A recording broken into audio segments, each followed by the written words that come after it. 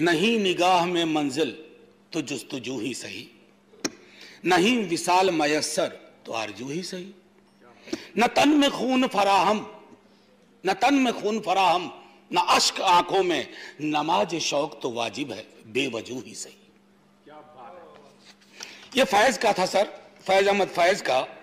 अब इनको Indic tradition में हम कहाँ रखेंगे कि या त्याग देंगे पता नहीं, अब तो फैसला आने वाली पीढ़ियां करेंगी।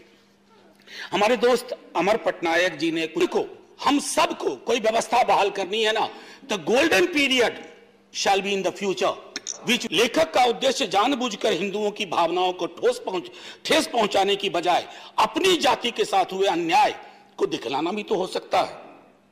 निश्चय ही ऐसा करना असंवैधानिक नहीं माना जा सकता है। ये इलाहाबाद उच्च न्यायालय का। क्या पेरियार और मैकॉले को, पेरियार का क्या मानना था, क्या हमें उस पर नहीं देखना चाहिए? सदन में न्यू एजुकेशन पॉलिसी पर चर्चा।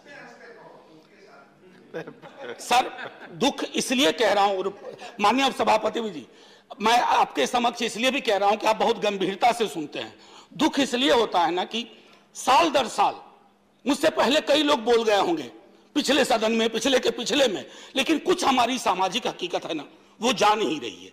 और जब तक वो हकीकत नहीं जाएगी सर, मैं फिर से सर एक मिनट का टाइम लूंगा। मेरे साथ सर एक स्टूडेंट था, मैंने पहले भी सदन में कहा, बहुत ब्राइट स्टूडेंट था सर। 10वीं के हमसे हमेशा उसके अच्छे अंक आते थे, और वो 10वीं के बाद जब मैंने पता किया वो कहां गया, सर वो चाय की दुकान खोल के बैठ गया, क्योंकि फर्स्ट जनरेशन लर्नर था। परिवार में कोई नहीं था सर, मेरे माता पिता दोनों प्रोफेसर थे। सर संसाधन तय करते हैं, जाति तय करती है, सरनेम तय करता है ज्यादातर।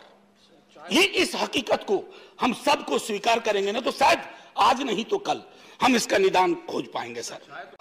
मैंने कहा ना कि अतीत की उल्टे पांव की यात्रा। अब एक चीज होती है क्रिटिकल पेडागॉजी सर। एजुकेशन के कई डिफिनेशन हो सकते हैं, लेकिन अल्टीमेट परिभाषा क्या है? Education should be an instrument for emancipation.